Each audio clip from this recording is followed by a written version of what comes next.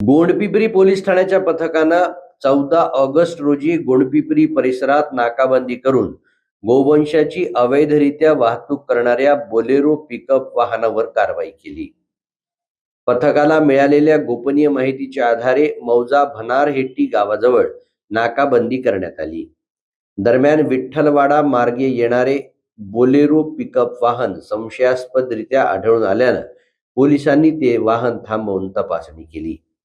तपासणीत त्यात एकूण 4 गोवंशीय जनावरं आढळून आली. जनावरांच्या वाहतुकीबाबत आवश्यक कागदपत्र सादर करण्यात आली नाही आणि त्यात जनावरांना वाहनामध्ये दाटीवाटीनं व चारा पाण्याची सोय न करता वाहतूक केल्याचं आढळून आलं.